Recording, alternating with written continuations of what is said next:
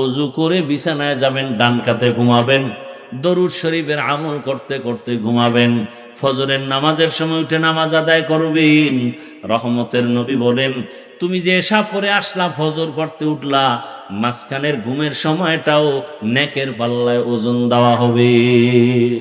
আতিনা ফি দারে দুনিয়া না হাসান, আতিনা ফি দারে উকবা না হাসান। রবিউল আউয়াল থেকে এই শিক্ষা আমরা নেই, আল্লাহর ভালোবাসার উপরে কারো ভালোবাসা নাই। আল্লাহর পরে ভালোবাসা রসুলকে দিতে হবে, এরপরে ভালোবাসা মা বাপ, ওস্তাদ, পীর। পীর ওস্তাদ মা বাবার থেকে বেশি ভালোবাসতে হবে রসুলকে। শুধু তাই না, নবী বলেন আমাকে জীবনের থেকেও বেশি ভালোবাসতে হবে। আর আমাকে যে জীবন থেকে ভালোবাসবে, ওই বান্দা আমার সুন্নতের বিরোধিতা করবে না, আমল করার চেষ্টা করবে। ও আমার যুবক বাবারা, বৃদ্ধ বামাজি, পর্দার আড়ালের মা বোনেরা, আপনার মতো কত মা কত বোন, ও যুবক তোমার মতো কত যুবকরা জেনারেল লাইনে থাকিয়াও 5 বেলার নামাজ পড়ে পর্দা করে মা বাবার দোয়া নিয়ে চলে। তুমি কেন পারবা না রে বাবা? তোমার মতো যুবক যদি স্কুল কলেজে পড়ে নামাজ পড়ে, বলো তুমি কেন পারবা না? তোমার মতো যুবক সন্তান চাকরি করে, নামাজ পড়ে, ব্যবসা করে, তুমি কেন পারবা না? ও পর্দার আড়ালের মা বোনেরা, আপনার মতো কত মা কত বোন পর্দা করে, স্বামীর মাল হেফাজত করে, মোবাইলে সময় নষ্ট করে না। আপনারা কেন পারবেন না? এখনো সময় আছে, আল্লাহর কাছে তওবা করেন, মনে মনে আল্লাহকে ডাকেন, হে মালিক, জীবনে গুনাহ কম করি নাই, হাতের গুনাহ, চোখের গুনাহ, জবানের গুনাহ, অন্তরের গুনাহ, আজকে থেকে তওবা করে নিলাম, আর নামাজ ছাড়বো না, বেপরদায় চলবো না। ও যুবক, তওবা করো, আল্লাহকে বলো জীবনে আর নামাজ ছাড়বা না, দাড়ি কাটবা না, বেপরদায় চলবা না, মা বাবার সাথে বেয়াদবি করবা না, ওলামায়ে কেরামের দোয়া পরামর্শ নিয়া, শিক্ষকের দোয়া নিয়া নবীর সুন্নাতওয়ালা জীবন তৈরি করবা, আর কোনোদিন গুনার পথে যাইবা না। আল্লাহ যাকে তওবার তৌফিক দিবেন সে তওবা করতে পারবে। যাদের নিয়ত খাঁটি, মরিয়া গেল আর নামাজ ছাড়বো না, দাড়ি কাটবো না, বেপরদায় চলবো না, জবানের দ্বারা গালি দিব না, গীবত করবো না, মিথ্যা বলবো না, হাতের কাজের দ্বারা কারো ক্ষতি করব না, অন্তরের কল্পনায় কারো ক্ষতির চিন্তাও করব না। তওবা করার মতো যদি নিয়ত হয়, দুটো হাত আমার আল্লাহকে দেখাইয়া দাও। আয় আল্লাহ, হাতগুলো কবুল করে নেন, তওবা কবুল করে নেন। ইবাদত করি কার? সেজদা দেই কাকে? বাইতুল্লাহ কেন? পশ্চিম কেন? রোজা রাখবো আল্লাহর জন্য, জিকির করবো আল্লাহর জন্য, তেলাওয়াত করবো আল্লাহর জন্য, পীরের কাছে যাব কেন? সে তো আল্লাহ না। নামাজ পড়বো আল্লাহর জন্য, বাইতুল্লাহর দিকে কেন? বাইতুল্লাহ তো আল্লাহ না, ওটা পাথরের ঘর। এই প্রশ্নের যেই জবাব, ওই প্রশ্নের সে একই জবাব। যারা বুঝে না, এরাই অন্ধের মতো মনে করে ভালো দিকে যায়, মূলত জাহান্নামের দিকে যায়।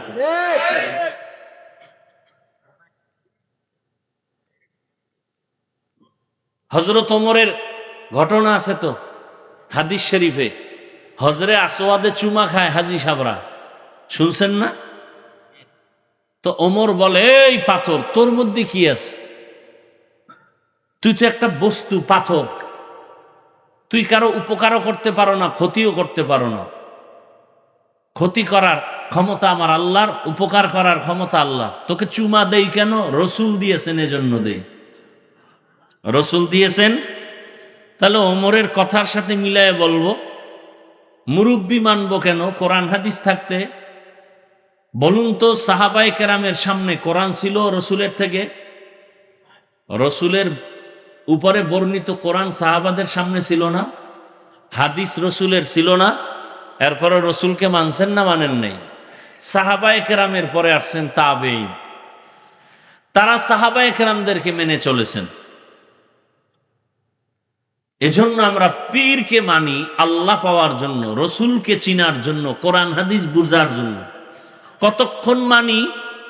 তারা যতক্ষণ কোরআন সুন্নাহর পথে থাকবেন। যদি দেখি আমার পীর মুরব্বি কোরআন সুন্নাহর লাইনে নাই, আমিও তারে মানার পথে নেই। সহজ কথা। এ কথা বলা যাবে না পীর আমাকে জাহান্নামে যদি নেয় আমি জাহান্নামে যাব, এ কথা বলার কোনো সুযোগ নেই। এটা মারাত্মক অপরাধ।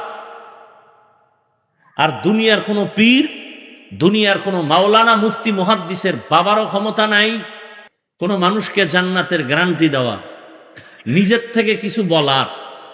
তাহলে সে কি বলবে, কি করবে? তার কাজ একটা, রসুলের রেখে যাওয়া দিন মানুষকে বুঝাবে। মানুষ বুঝে না, তাদের বুঝাবে, বুঝাবার ভাষা হবে নরম, কি কৌশলে বুঝাবেন সে নীতিও আল্লাহ দিয়েছেন ইসলামের মধ্যে। ওলামায়ে কেরামের কাজ বান্দার সাথে মানুষের মহব্বত তৈরি করা, বান্দার সাথে আল্লাহর পরিচয় লাভ করায় দেওয়া, বান্দার সাথে ইসলামের সম্পর্ক গড়ায় দেওয়া। এটা শুধু আলেমদের কাজ, জোড়া লাগায় দিবে না। আলেম যদি এমন কাজ করে যে বান্দা আল্লাহর থেকে আরো আলাদা হয়, যেমন ওলামায়ে কেরামের কথা শুনলে মানলে মানুষ আল্লাহর দিকে আগাবে, ইবাদত চিনবে, রসুল চিনবে, কোরআন বুঝবে। পক্ষান্তরে যদি মানুষ আলেম থেকে আলাদা হয়, মূলত সে ইসলাম থেকে আলাদা হয়ে যাবে। কারণ আলেম ছাড়া ইসলামের সঠিক ব্যাখ্যা কেউ করতে পারবে না। আলেমদের মধ্যেই ভেজাল করে অনেকে, আর যারা আলেম না তারা কি করবে? ওই যে কিছুদিন আগে আপনারা শুনছেন বাংলাদেশের কোন এক জেলায় কবর থেকে একজনকে উঠাইয়া পুড়িয়া ফেলছে, শুনেন নাই? সে নাকি ইমাম মাহদি দাবি করত। ইমাম মাহদি তো এত তাড়াতাড়ি মরার কথা না, সে মরলো কেন? ইমাম যদি মরে মুক্তাদির উপায় কি? ডাক্তারের রোগে ধরলে রুগীর উপায় কি? ইমাম মাহদি আসবেন, গোটা দুনিয়াতে ইসলাম কায়েম হবে। আর রাজবাড়ী যদি ইমাম মাহদি থাকে, ঢাকার শহরের অবস্থা তো খারাপ কেন? হ্যাঁ, ভণ্ডামিরে তো একটা সীমানা থাকা উচিত।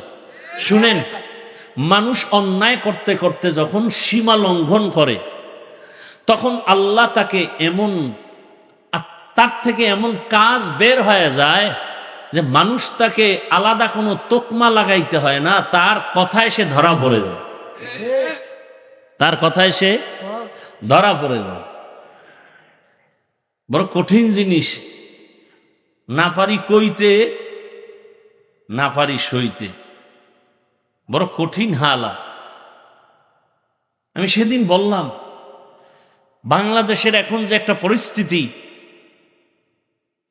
সমস্ত মানুষ যদিও নামাজ ঠিক মতো পড়তে পারে না, কিন্তু ইসলাম চায়। কথা বলেন না কেন? কি চায়? ইসলাম চায়।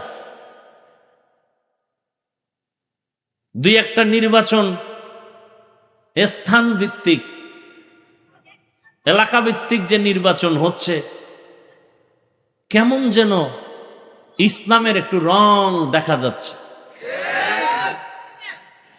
কে জামাত ইসলামী, কে ইসলামী আন্দোলন, কে খেলাফত আন্দোলন, খেলাফত মজলিস, এগুলো সাধারণ মানুষ বুঝারও চেষ্টা করে না, বুঝেও না। সবাই বুঝে ইসলাম মানি, সব হুজুর এক, সবারটাই ইসলাম। আলাদা আলাদা যদি বলি অমুক আমার না, আমি আমার, তখন মানুষ বিভ্রান্তের মধ্যে পড়ে যায়। এই কারণেই ইসলাম বাংলাদেশের জমিনে অনেক দুর্বল পয়েন্টে দাঁড়ান। না হয় আলেম ওলামা যদি এক প্ল্যাটফর্মে আসে, এ সোনার বাংলায় দাঁড়িয়ে কোনো নাস্তিক, কোনো বেঈমান কথা বলার সাহস পাবে না। কিন্তু কোটি কোটি টাকা ব্যয় করা হচ্ছে কিছু মুনাফেকদের মাধ্যমে, যেন আলেমরা এক হতে না পারে। বড় কঠিন হালাত, বড় আশ্চর্য লাগে। জীবনে ভাবার মতো না যে এরা এরা হুজুর এক হবে। কিন্তু আল্লাহর শকর যে ওলামায়ে কেরামের মাঝে ইসলামের ব্যানার ভিন্ন ভিন্ন থাকলেও নির্বাচন কেন্দ্রিক যে একটা এক হওয়ার প্রবণতা, যাদের নিয়ে কল্পনা ছিল না তারা এক হয়ে গেছে, আর যাদের নিয়ে টেনশন ছিল না তাদের নিয়ে টেনশন বেড়ে গেছে। এক কপাল খারাপ, আমাদের কপাল খারাপ। বলার কিচ্ছু নাই। তুমি জানো এই ফতুল্লা থানা এটা কোন বাজার? কদমতলি। এখানে মাছ বাজার নাই? রায়ের বাগ আছে না? রায়ের বাগ মাছ বাজার একটা আলাদা। তুমি জানো মাছ বাজারে গেলে মাছই পাবা, সেখানে আর চাল ডাল পাবা না। তুমি সেই মাছ বাজারে স্বর্ণ খুঁজো কেন?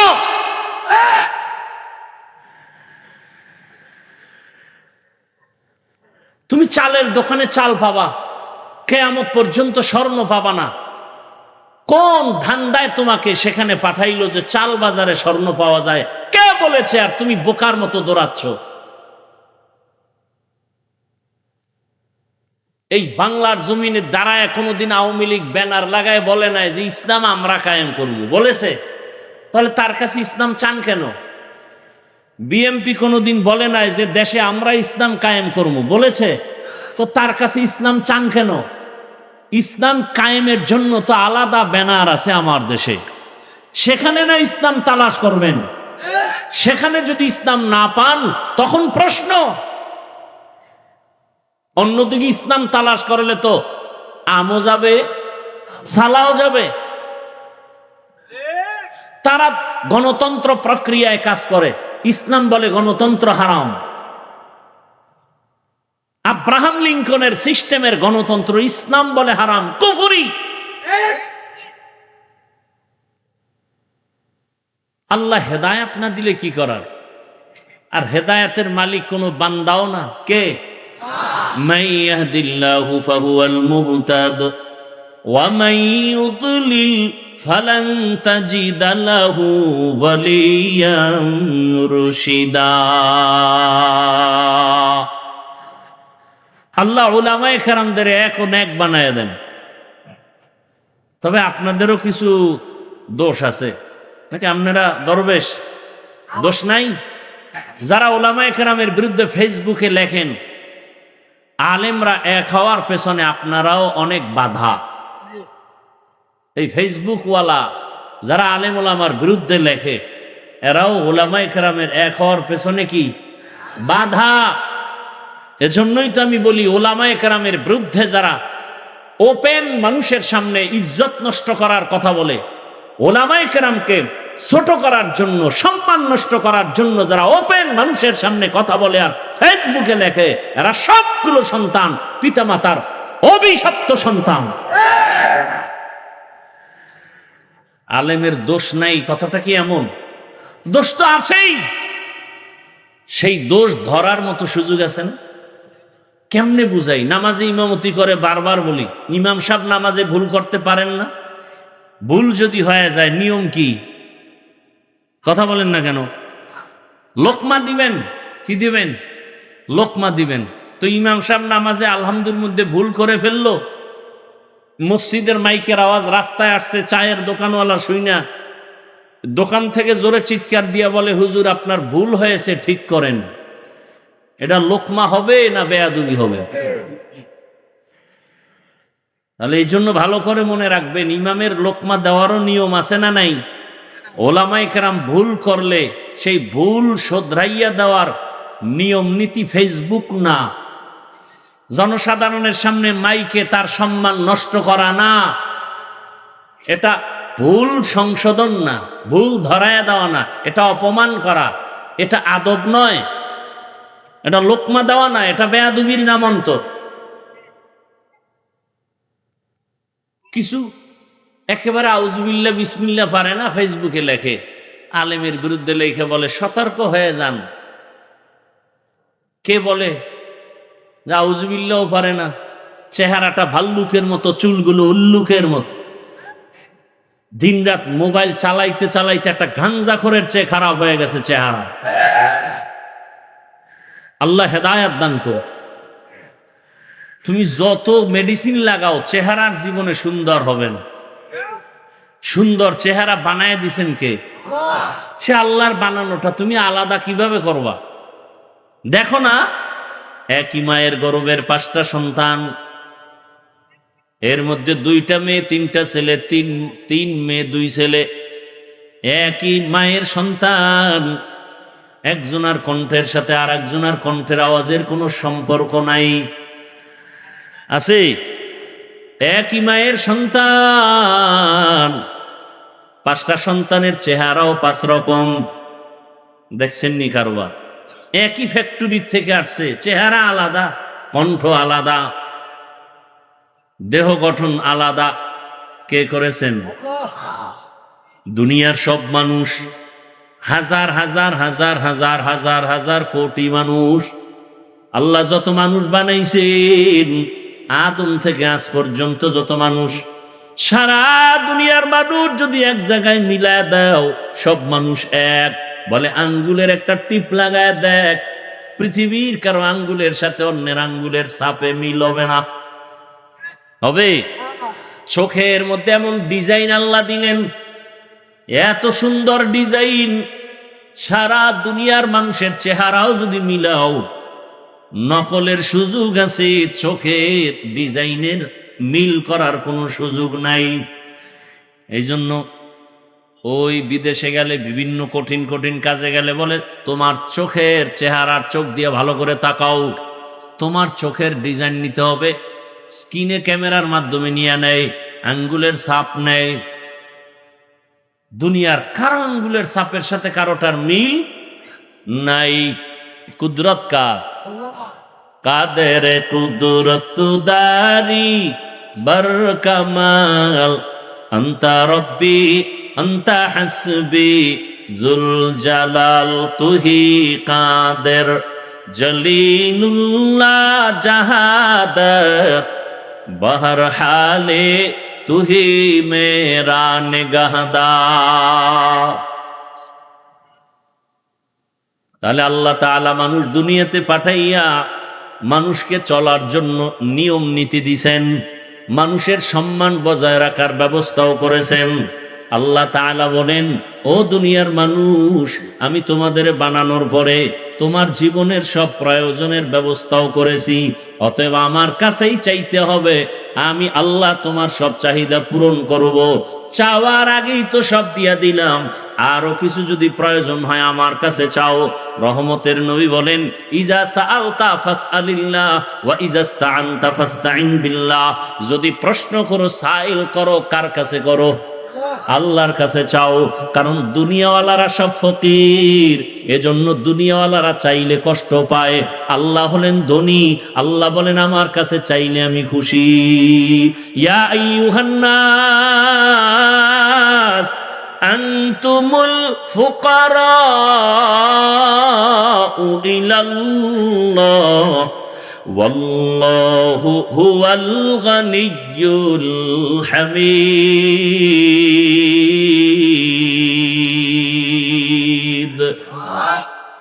দুনিয়ার সবাই কি ফকির?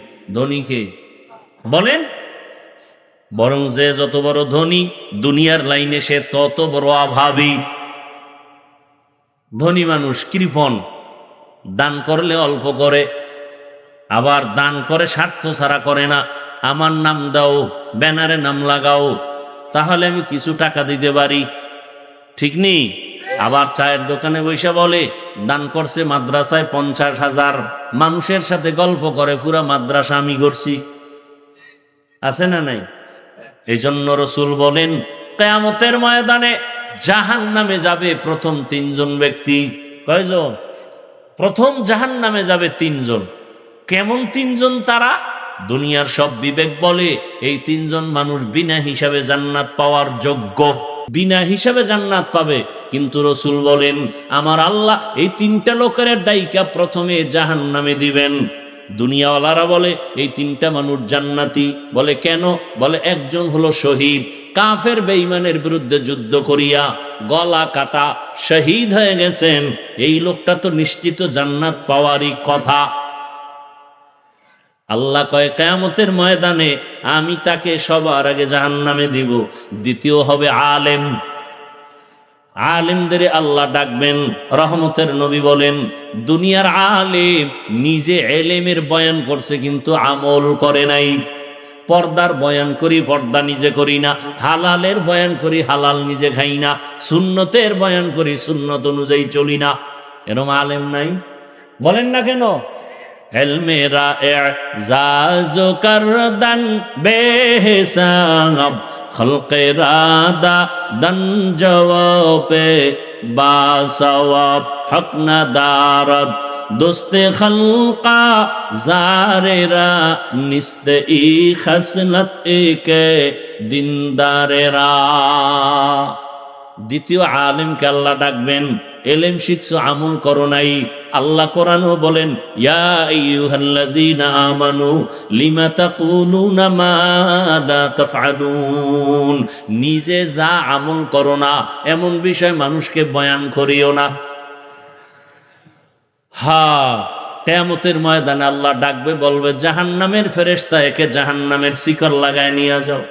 3 নাম্বার দানবীর আল্লাহ ডাকবেন, ও দান করনেওয়ালা, অনেক টাকা পয়সা তোমাকে দিলাম, দান করেছো? হ্যাঁ করেছি। মাদ্রাসা মসজিদে কেন করেছো? বলে দ্বীনের জন্যই করেছি। আল্লাহ কয় না না, তুই মানুষের প্রশংসা পাওয়ার জন্য করেছো। মানুষের প্রশংসা, নাম না দিলে মনে কষ্ট, আলহাজ না বললে মনে কষ্ট। আল্লাহ হেদায়েত দান করুন। একজনে আমারে 5 কোটি টাকার জায়গা কিনে দিবে, 1 কোটি টাকা নগদ রেডি আমাকে দেখাচ্ছে যে 1 কোটি টাকা দিব। অলরেডি 5 লাখ টাকা বানাও দিস, বায়নাও করেছে জায়গায়, এই আদর্শনগরের কথা। পরে হঠাৎ করে একদিন কয়, কি নাম দিবেন মাদ্রাসা? আমি আপনি কি চান? আমি চাই আমার শাশুড়ির নাম দিবেন, বউয়ের নাম দিবেন, শাশুড় শ্বশুরের নাম দিবেন। আমি কইলাম আমি আমার নামই দিব না,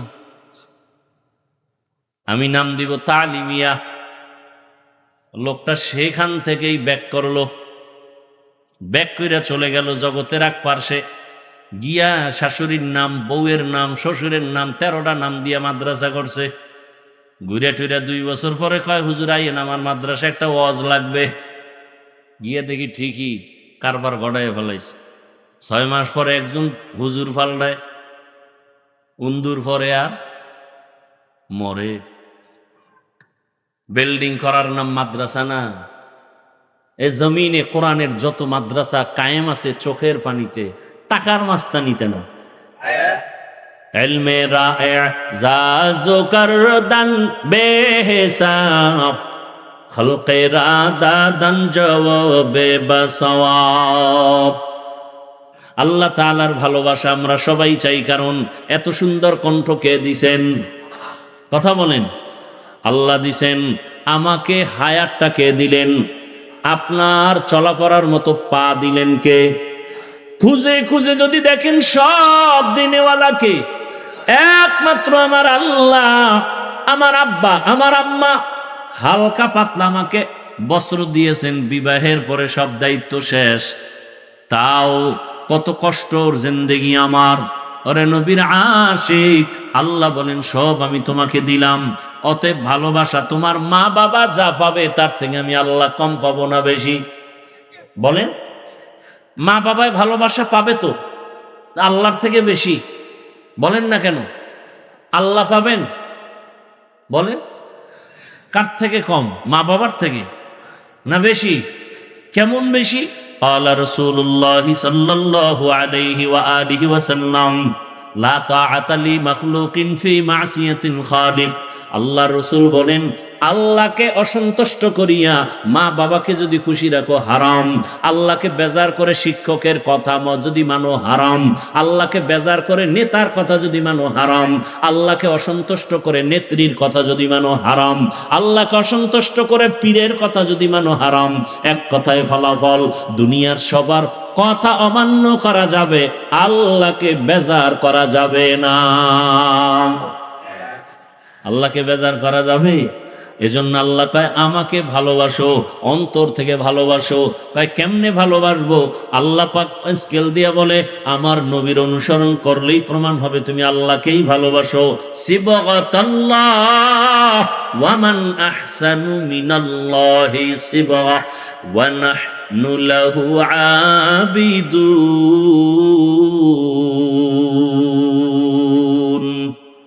আল্লাহর রঙে রঙিন হও। দুনিয়াতে যত রং আছে আমার মাওলার রঙের মতো আছে আর সুন্দর রং। আসমানের দিকে তাকায় দেখো কত সুন্দর রঙের আসমান আল্লাহ বানায় রাখছেন। জমিনের দিকে তাকাও কত সুন্দর রং বেরঙের জিনিস আল্লাহ বানায় রাখছেন। আল্লাহর বানানো আসমান জমিন এত সুন্দর, না জানি আমার বানানেওয়ালা আল্লাহ আরো কত সুন্দর। ওই আল্লাহকে ভালোবাসো। এখন আমরা সবাই যদি জিজ্ঞেস করি ভালোবাসিনি, সবাই বলবে হ্যাঁ আল্লাহকে ভালোবাসি। আল্লাহকে ভালোবাসার প্রমাণ কি? যে নবীর অনুসরণ করে, নবীকে মানে, নবীকে মানে প্রমাণ হবে সে আল্লাহকেই মানলো। যে নবীকে মানবে সে আল্লাহকেই ভালোবাসলো। নবীকে মানার অর্থ কি? বলে নবী যেমনে চলছেন এমনে চলো। নবী কেমনে পানি পান করছেন ওইভাবে পানি পান করো। নবী রাস্তা দিয়ে কেমন করে হাঁটতেন ওইভাবে হাঁটো। নবী নখগুলো কেমনে কাটতেন ওইভাবে কাটো। চুলগুলো কেমনে রাখতেন ওইভাবে রাখো।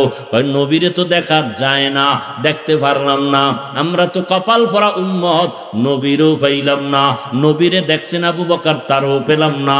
নবীকে ডাইরেক্ট দেখা আমল করছেন সাহাবায়ে কেরাম, তাদেরও পেলাম না। আমরা হতভাগার দল, আমাদের উপায় কি? রহমতের নবী বলেন তোমাদের কোনো পেরেশানি নাই, আমি পরামর্শ দিয়ে গেলাম। আল্লাহ কয় আমার অনুসরণ কর, আর আমি বলে গেলাম ওলামায়ে কেরামের অনুসরণ কর, আমি রসুল খুশি হয়ে যাব।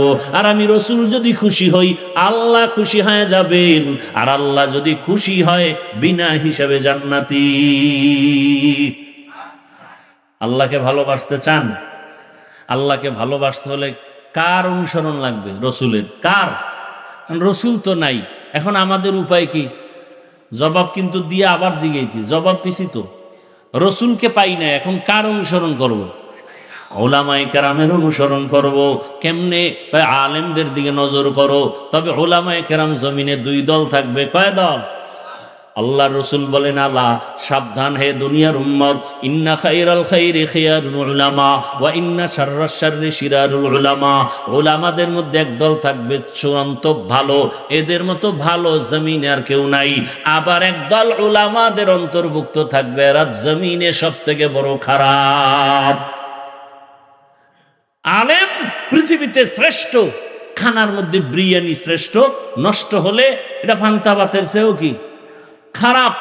আলেম পৃথিবীর শ্রেষ্ঠ, এরা যদি উল্টা পাল্টা পথ গ্রহণ করে তাহলে এরা মদখোর গাঞ্জাখোরের চেয়েও খারাপ।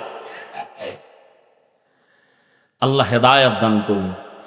তাহলে যারা হক ভালো আলেম এদের অনুসরণ করো, দেখবা যে আলেম নবীর তরিকা মেনে চলে, নবীর তরিকার বাইরে চলে না, পর্দা করে চলে, 5 বেলার নামাজ পড়ে।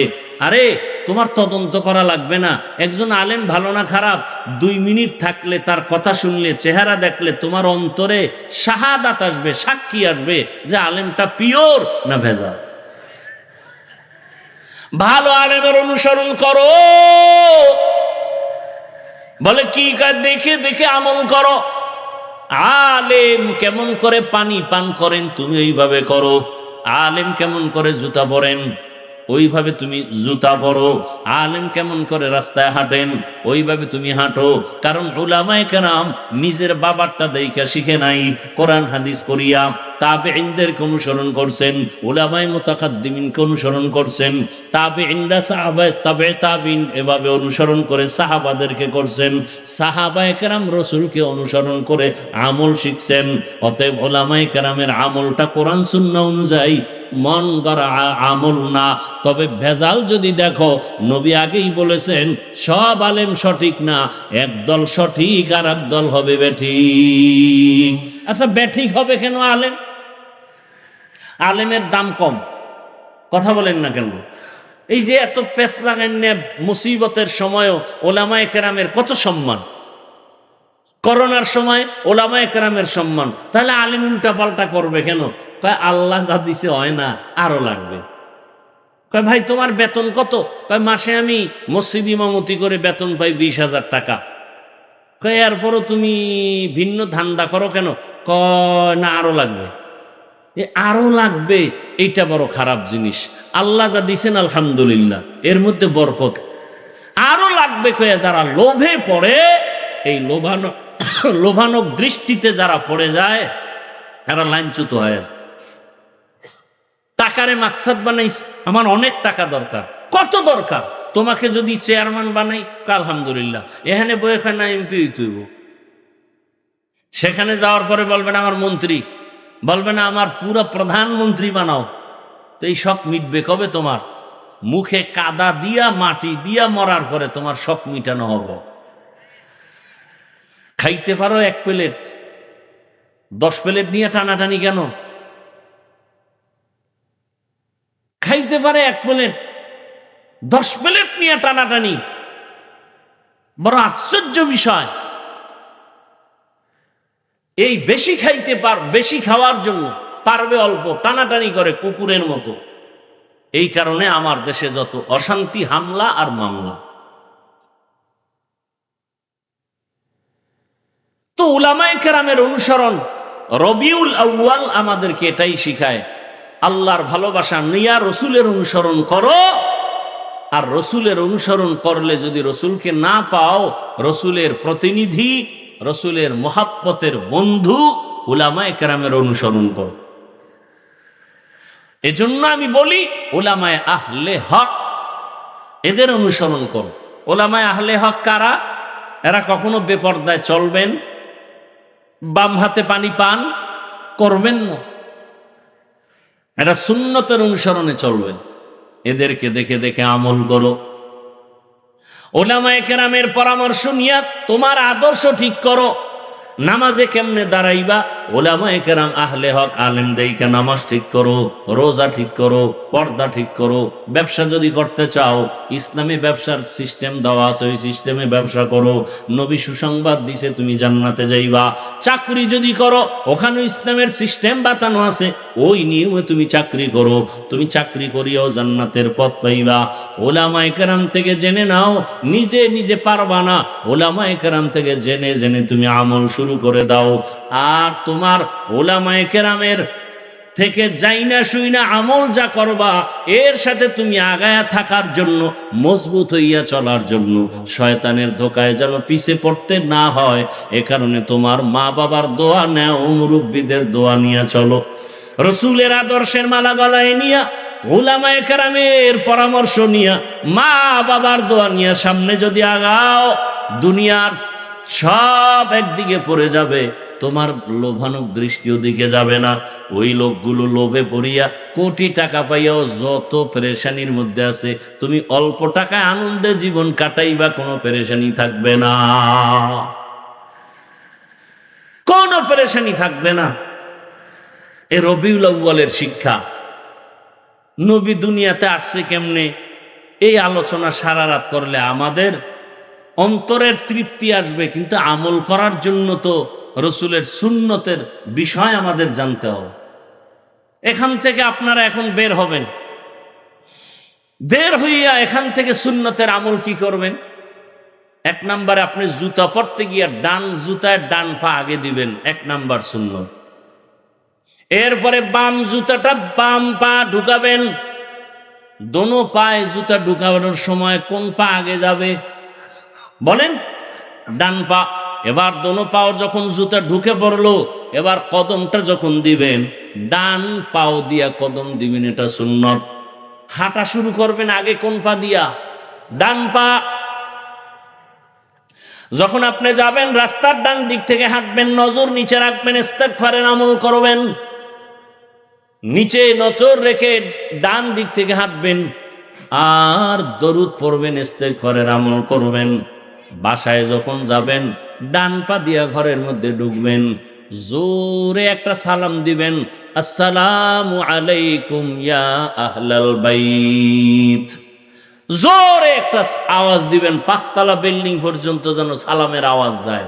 দিলে ফেরেশতারা থাকবে, জবাব দিবে, আপনি না শুনলেও দরকার নাই।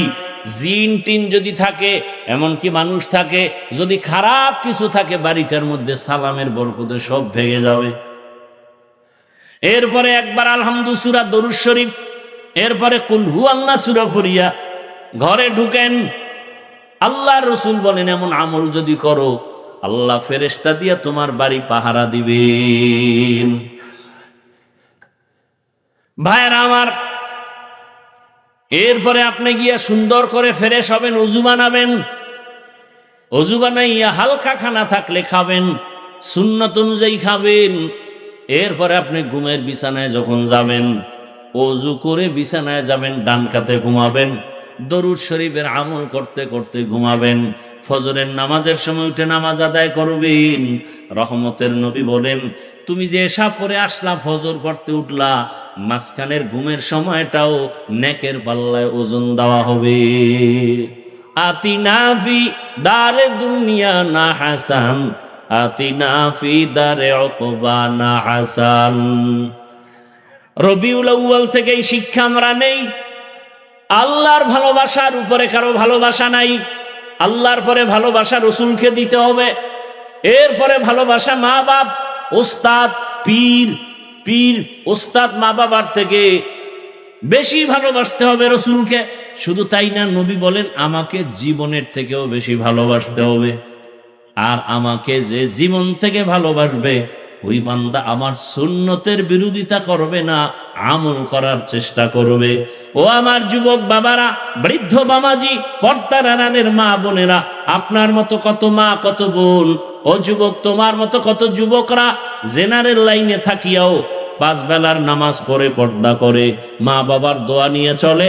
তুমি কেন পারবা না রে বাবা? তোমার মতো যুবক যদি স্কুল কলেজে পড়ে নামাজ পড়ে, বলো তুমি কেন পারবা না?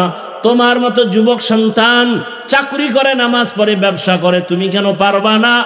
ও পর্দার আড়ালের মা বোনেরা, আপনার মতো কত মা, কত বোন পর্দা করে, স্বামীর মাল হেফাজত করে, মোবাইলে সময় নষ্ট করে না।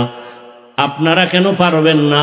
এখনো সময় আছে, আল্লাহর কাছে তওবা করেন, মনে মনে আল্লাহকে ডাকেন, হে মালিক, জীবনে গুনাহ কম করি নাই, হাতের গুনাহ, চোখের গুনাহ, জবানের গুনাহ, অন্তরের গুনাহ, আজকে থেকে তওবা করে নিলাম, আর নামাজ ছাড়বো না, বেপরদায় চলবো না। ও যুবক, তওবা করো, আল্লাহকে বলো, জীবনে আর নামাজ ছাড়বা না, দাড়ি কাটবা না, বেপরদায় চলবা না, মা বাবার সাথে বেয়াদবি করবা না, ওলামায়ে কেরামের দোয়া পরামর্শ নিয়া, শিক্ষকের দোয়া নিয়া নবীর সুন্নাতওয়ালা জীবন তৈরি করবা, আর কোনোদিন গুনার পথে যাইবা না। আল্লাহ যাকে তওবার তৌফিক দিবেন, সে তওবা করতে পারবে। যাদের নিয়ত খাঁটি, মরিয়া গেল আর নামাজ ছাড়বো না, দাড়ি কাটবো না, বেপরদায় চলবো না, জবানের দ্বারা গালি দিব না, গীবত করবো না, মিথ্যা বলবো না, হাতের কাজের দ্বারা কারো ক্ষতি করব না, অন্তরের কল্পনায় কারো ক্ষতির চিন্তাও করব না। তওবা করার মতো যদি নিয়ত হয়, 2টো হাত আমার আল্লাহকে দেখাইয়া দাও। আয় আল্লাহ, হাতগুলো কবুল করে নেন, তওবা কবুল করে নেন, তওবার উপরে মজবুত হইয়া চলার তৌফিক দান করেন, আমিন।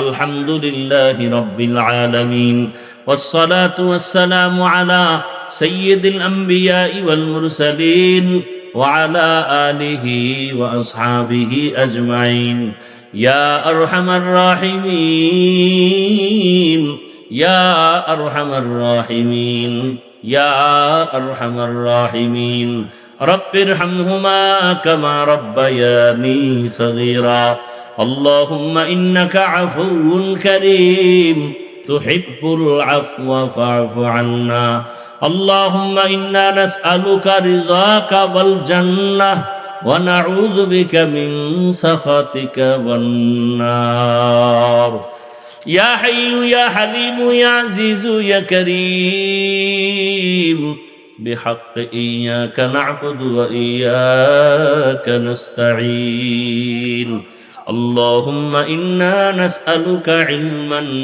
نافعا ورزقا واسعا وشفاء من كل داء ربنا العالمين আমরা গুনার বোঝা নিয়ে আপনার দরওয়াজায় হাজির আয় আল্লাহ জীবনটা গুনায় গুনায় শেষ করে ফেলেছি।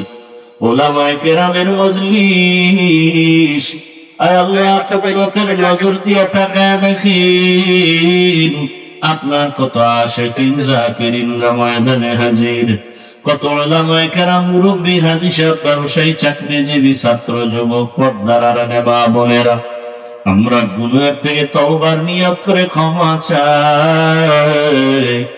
মেহেরবানি করে তার নজরে আমাদের জীবনের সব গুনাহগুলো মাফ করে দাও।